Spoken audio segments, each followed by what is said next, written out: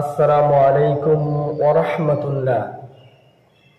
আলহামদুলিল্লাহ, সমস্ত প্রশংসা আল্লাহ সুবহানাহু ওয়া তাআলার, শান্তি অবতীর্ণ রহমত মুহাম্মদ সাল্লাল্লাহু আলাইহি সাল্লামের উপর।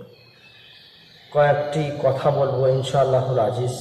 গতকালকে কোরবানি আমরা শেষ করেছি আলহামদুলিল্লাহ। আল্লাহ সুবহানাহু ওয়া তাআলার প্রশংসার শেষ নেই। যে কথাটা বলতেছি, আমি কোরবানিটা করেছি, উদ্দেশ্য হচ্ছে আল্লাহর সন্তুষ্টি লাভ করার জন্য এবং আমাদের নেকির জন্য কোরবানি করেছি। তবে আমাদের যেসব অভিভাবক আছেন, যিনাদের মেয়ে আছে, তবে বেপরোয়া ড্রেস পরে ঘুরতে যাচ্ছে, ছোট ড্রেস, মাথায় কাপড় নেই, এরকম ড্রেসে যেন না ঘুরতে যায়, সেটা অভিভাবকদের অবশ্যই দেখার দরকার এবং খুব জঘন্য কাজ এটা। আর এর জন্যেই আজকে মেয়েরা সব নির্যাতিত হচ্ছে। তবে যেসব বাবারা দেখছেন না, এরা সবাই দায়ুস।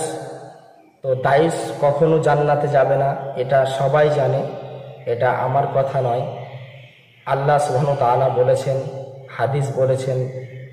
তো সকলেই এটা মাথায় রাখবেন। রক্ত ঘামানো টাকা দিয়ে আপনি ড্রেস কিনছে, আপনার টাকা দিয়ে আপনার মেয়ে কি ড্রেস কিনছে এটা আপনি একবারও খেয়াল করেন না। নেটের ড্রেস কি, ছোট ড্রেস কি, টাইট ড্রেস কি ড্রেস পরছে একবার আপনি দেখেন না। অবশ্যই দেখার দরকার আমাদেরকে। আজকে যে সব সময় শুনতে পাচ্ছেন আপনারা যে এখানে রেপ হচ্ছে, ওখানে রেপ হচ্ছে, সবাই শুনতে পাচ্ছেন।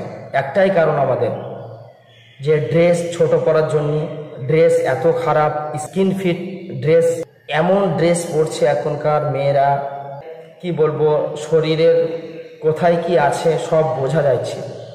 এটা অবশ্যই আপনাদেরকে খেয়াল করা দরকার। সকলেই এটা মাথায় রাখবেন এবং সঠিকভাবে চলার চেষ্টা করুন। অনেক গুনাহ হয়ে গেছে আমাদের, তার জন্যই পানি হচ্ছে না। আমাদের একটাই কারণ, এখন পানি পেতে গেলে আমাদেরকে সবাইকে 5 ওয়াক্ত সালাত আদায় করতে হবে এবং আল্লাহকে বেশি বেশি ডাকতে হবে, ইস্তেগফার পড়তে হবে, বেশি বেশি সালাত আদায় করতে হবে আমাদেরকে। আমি নামাজ পড়ছি, আমার ফ্যামিলির আর কেউ নামাজ পড়ে না, এরকমই হচ্ছে। সকলকেই আমাদেরকে 5 ওয়াক্ত সালাত আদায় করতে হবে, তাহলে আমাদেরকে আল্লাহ সুবহানাহু ওয়া তাআলা রহমত বর্ষণের বৃষ্টি বর্ষণ করবে। আসসালামু আলাইকুম রহমতুল্লাহ।